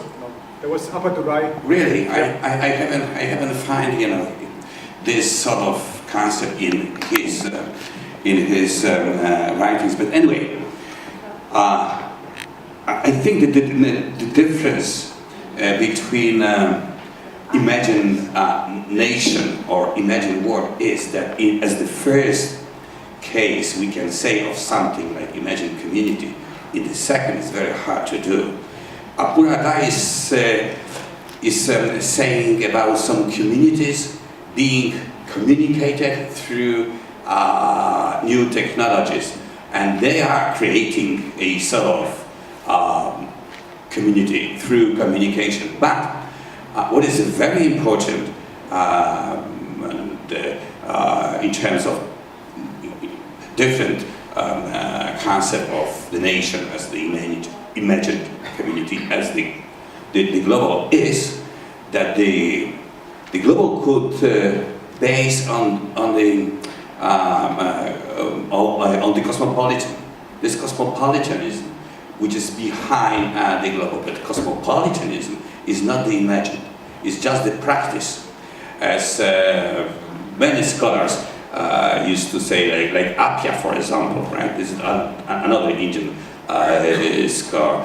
You have to experience cosmopolitanism, because there are people who are living around in the polis.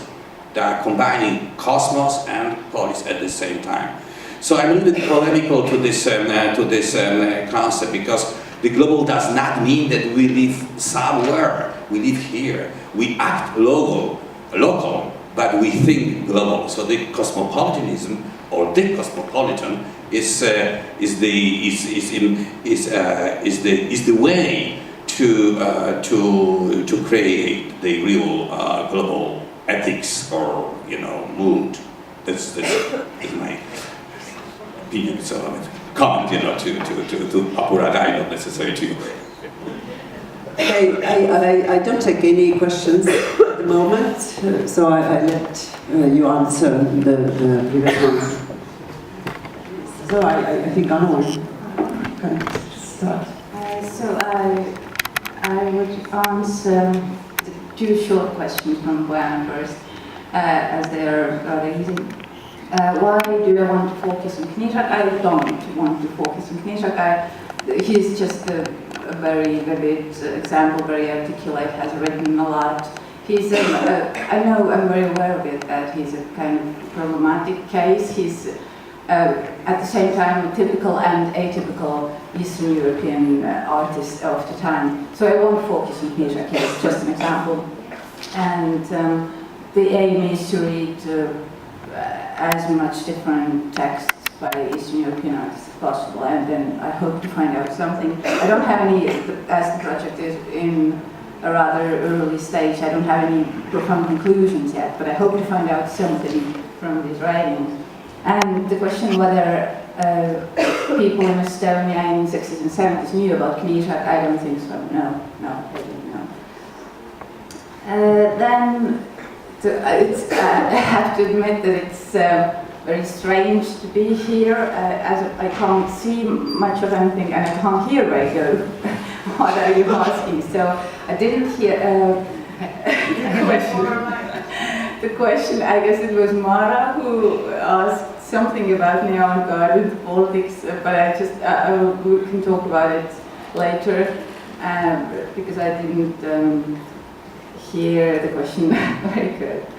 No, the question is about the term neo-avant-garde, whether we can use it while talking about the art of the Baltics.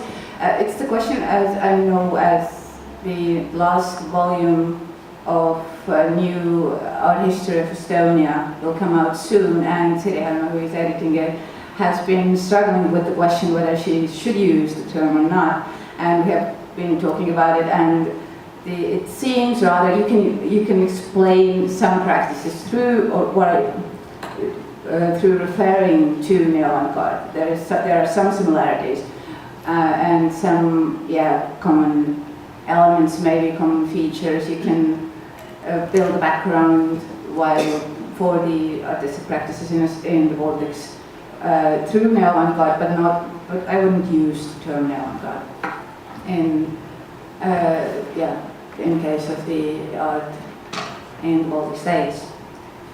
And then the question about whether, I hope I understood correctly, whether this text of Knižak should be contextualized more specifically according to the contextual circumstances in Czech Republic in the end of the 60s. Yes, of course, it should be contextualized. I'm trying to find a kind of methodology when I'm working with this text. I'm trying to change this perspective of analyzing these texts. So I've been trying to, on one hand, to analyze this text in a very contextual way. On the other hand, to take them out of the context and to look at what is there if I'm not thinking about about this contextual background. It should be actually, of course, it should be contextualized more specifically, definitely. But I want to pretend that I'm a specialist or expert of every Eastern European, know everything about about art in every Eastern European country. So I'm just still learning things.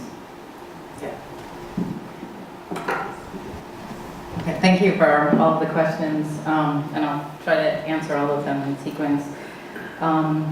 In response to the questions from Elisa, and I don't know, I'm sorry, I don't know your name, but about Milanovic, and this idea of a position and lack.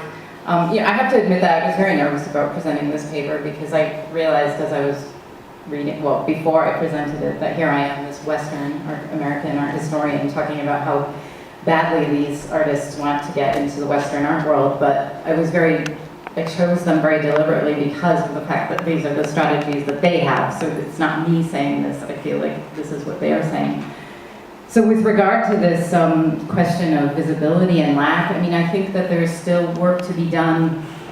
In the region, there are still these black holes that I discovered through my travels, and it's very interesting to hear, to think about the different conversations I've had with people and the way that they talk about their positions. And I encountered very different experiences in Albania, Moldova, and Bulgaria than I did in any other place. These are the issues I raised are ones that were raised when I was there. So in terms of this idea of lack, I mean, I don't like to think of that as a, I mean, it certainly contradicts this idea of the ego ideal. So I don't really like to think of that so much as maybe this identity. But I was speaking with Sutra and Besnik the other day, and they were talking about how they went into performance because of the fact that they were so, they were conscious of this gap or lack, however you want to call it, in their knowledge. So they used it sort of as a blank platform. And in many ways, that's similar to what the feminist performance artists did in the 70s. They say that this idea has also been problematized, but they say that they use this because it was sort of a blank slate. So in terms of this idea of how to find this position, I think for now, for especially these three countries that I mentioned, this idea of presence and visibility is still important. And I notice this also with my students in Scotland because of free tuition fees. We have a lot of students from Eastern Europe, EU, Eastern European countries who, as all of you know, about the gap in knowledge in terms of the academic knowledge locally, where these types of things aren't taught. Nikolic told me that he really didn't learn about Abramovich and Sukuta until after he had finished his studies. So there's this knowledge gap, I think, that exists that, speaking about who really cares at these biennales, which countries are represented. I think that it is important to have this representation to, in a sort of, didactic way, I think.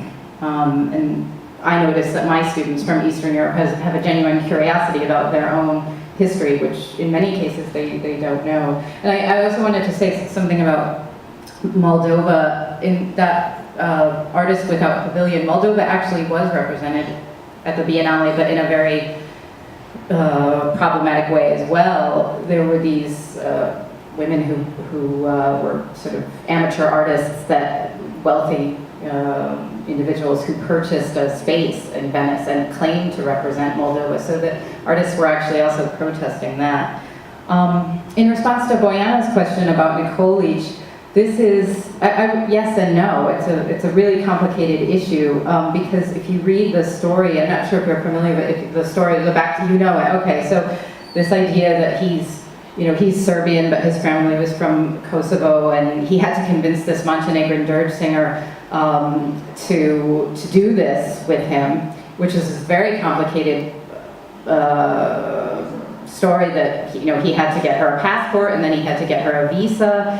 And yes, in some ways, knowing all of this backstory, he includes this on his website along with the images and the video of this performance. And in some ways, the story, and he even comments on it, that it kind of obscures what he's trying to do there. But I think it's important because of this tension with this idea of ethno art that he brings up. And the way that one particular part of the story that's really interesting is the way that he had to present himself to Milica, talking about his family's history and who he was in relation to, his family and whose son he was, and this and that, in the same way that, there was this, he had to present Duchamp to her in who he was in terms of the art world, in the same way he had to present himself to her as who he was within his community. So I think, yes and no, I think it adds to it to know this story. And finally, to Clara, sorry, I've given another presentation. I agree, I have a lot of problems with Tatiana's performance, which, I think it's interesting, but also, of course, problematic. And in speaking to her, I didn't see that it was maybe as self-reflexive as I had hoped, but I asked her if she had done this anywhere else, and she said that she didn't take this on the road to places in Western Europe. She just took the bag, so not the blackface. So, yeah, and I think that in terms of the response, I don't think there really was much. I think it was really more of a curiosity when she was doing this in Chisinau, and she even went to some conference and I didn't show the picture, but she got herself photographed with the mayor of Chisinau, and he has this really stunned look on his face that he doesn't really know what this is all about. So I don't think there was really even the reception locally that it could have had. So, okay, go ahead. Thank you. Okay, so the first question from Jaroslav. I think there's a very clear connection between historical geopolitics and globalization. And I think we can also speak about it in terms of a history of influence, because, I mean, Columbus started with his ships, he brought back home exotic things, Europe's power grew, and at some point in history... People. Yes, and people and everything, yeah. So at some point it was just this necessity to represent all this richness that Europe had gained in modern times. And I think the world exhibitions are kind of a follow-up to the age of discoveries, so where the Western nations would just celebrate their supremacy, which they had gained through the colonial phase. And out of the world exhibitions as epitomes of globalization emerged the biennales. I mean, the world exhibitions were among the direct models for the Venice Biennial. It was the Salon de Paris, it was the Secession, it was the large-scale exhibition, art exhibition in Munich. These were the primary influences. So in this regard, I think there is a clear line that we can follow to broader geopolitical context. And regarding the second question, the role of the Biennale for small countries, I think it's really, we have to study carefully each and every case, which country was represented and is represented, who is actually the initiator of this representation. Because go back to the example of Zimbabwe, it was really one guy who did it. I mean, it was Raphael Chikukwa who organized everything, and only in the end the government said, oh, this is a nice opportunity, he has done all the work, so we give our stamp, and then it's official. So? And the flag. And the flag. There wasn't even a flag, at least no flag, but a stamp. So I think we have to, just make our observations on clear case studies, and also not only talk about the exhibitions as such, but the Venice Biennale is just an event where you can go and you meet the right people in the opening week. So after the opening week, it's not so many people coming anymore. In terms of visitor numbers, Venice Biennale has been pretty much the same. Even visitor numbers are in decline. Were much more in the early 20th century or at the very beginning. So it's more or less also about the opening week. You meet politicians, you meet sponsors, you meet businessmen, you meet models, you meet Abramovich with his gigantic yacht, where he parks just directly in front of the Giardini. So all these are factors that come together. And then third, of course, the pavilions still have this embassy status. So when you make it to the biennial, you're kind of, we talked about that privately yesterday, then you have joined a family. You somehow belong to this family, you're part of it. Then Brianna's question concerning the role of the Venice Biennale as an art fair. It was an art fair, it was founded as an art fair, and it functioned as an art fair until 1968, when the student protests led to the abandonment of the art sales. Of course they continue, but they continue behind closed doors. So this is one of the outcomes of the 68 revolutions, is that the deals are just more secretly done, or before the Biennale, for instance. And then yes, Lassima Piotr is remarkable. Of course I used it rather polemically, this continuation. And I I would say absolutely right with the cosmopolitanism, but I would not necessarily connect the cosmopolitan state of mind with globalization. I think there's, and I tried to outline that in this paper, there is a more darker side, one could say, to globalization. And if we take into account this darker side, then I would say globalization is rather a continuation of this basic principle of the nation state, that a community is not a tribal community where you know your members personally, but you rather feel part of a more abstract family.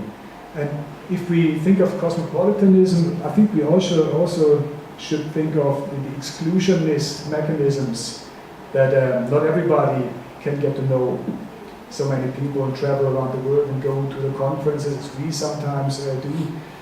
Maybe you need these direct contexts to develop the state of mind, and not the state of mind comes first and then you go to the conference and then you step on the plane. I don't know. I have not an answer to this question. Thank you. May I ask just a short question? Yes, but with the microphone. We start our second round. Still have like 15 minutes. Sorry, you forgot to tell us when Poland bought space in Palazzo Venezia. Yes. That's an interesting question, because Poland was actually offered to buy the German pavilion in 1920.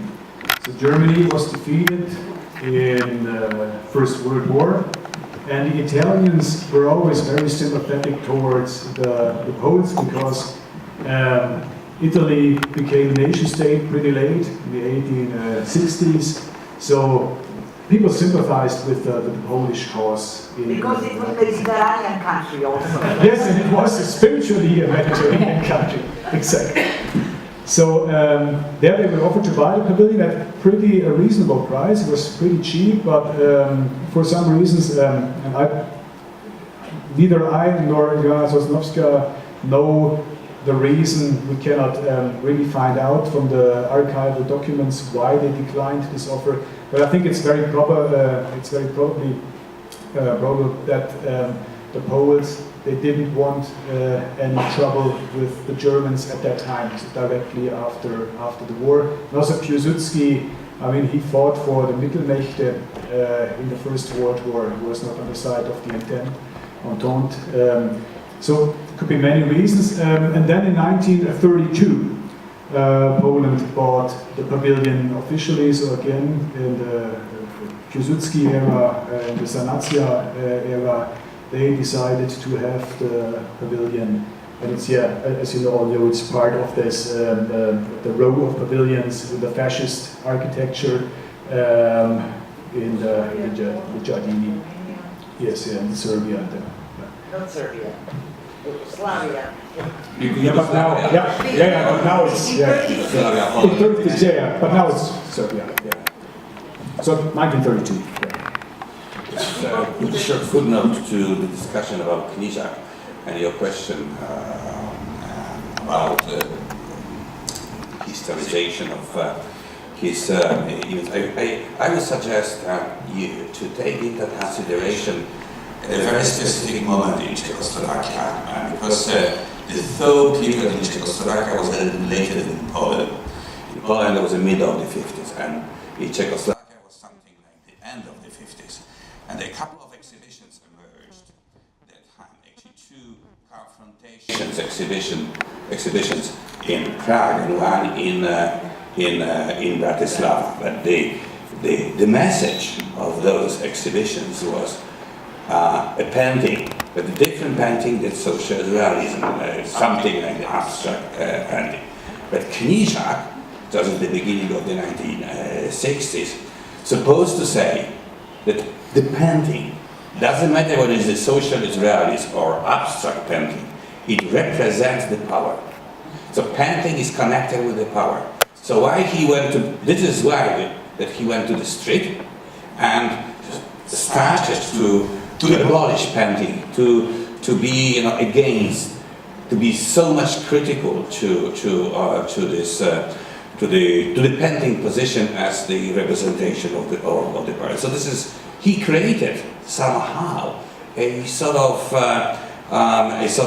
culture, critical culture in Czechoslovakia. Although there was a different in Bratislava, different in Prague, because of different, focuses of this sort of way of thinking. But I would suggest to take into consideration this one, if you like to contextualize, to historicize his street performances or happenings. Doesn't matter how we say. So, but there was a very, in my opinion, very important. But he definitely did not share Massina's conviction that the Soviet Union should be behind this critical culture. As you know, Massina wrote a couple of letters to Khrushchev to persuade him why Fluxus should be much better for socialism than socialist realism. Thank you. Well, okay, we take questions and then we take answers. I just would like to comment Piotr's comment, but maybe also it's of course because as it was Alex Slovak artist who told to me some years ago that Knižek didn't paint because he was unable to do it, because he didn't know art school. And that's why he has a complex of painting, and that's why now he accomplished some paintings now. So.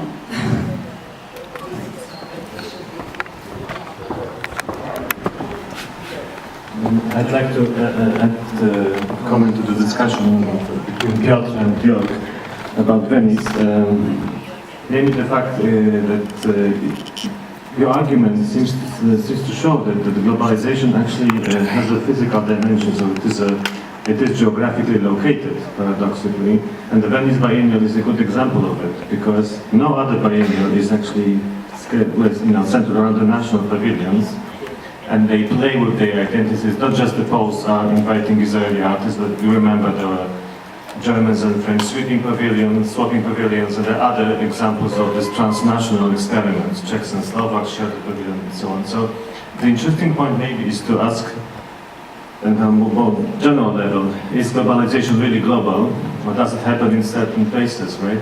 That there are, this is like a privilege, I would say, to be global, and is Venice Biennial not an example of it, right?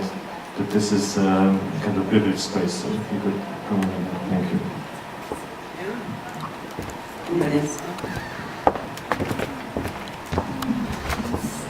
Since we started to make footnotes, one more to Jörg. I'm not sure whether you know that this Parandowski Poland lace in the Mediterranean is actually a part of a larger construction of identity for workers from New York in 1939. This Poland lace in Mediterranean is a part of a larger construction of Polish identity that was created for the needs of the World Fairs 1939 in New York, for the Polish Pavilion, when they try to present Poland as an old, well historically grounded European power with great history, definitely Western, and now quickly modernizing, and stop self-exoticizing by showing folk art, let's say.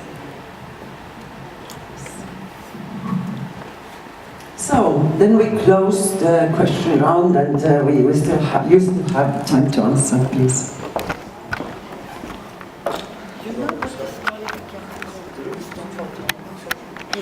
I have no questions left, but thank you very much for the comments and remarks about Knižek. So this is one of my goals when I'm working with Eastern European neo-avant-garde, that I would like to. I'd like to find out these, locate these impulses that were because of, locate these impulses that initiated very similar artistic practices, or like happening street art performances, things like that in Eastern Europe, and that we're independent, actually independent or completely different from the Western art at the time. So yeah, and this Czech background obviously is one of these things that I should look more closely. So thank you very much.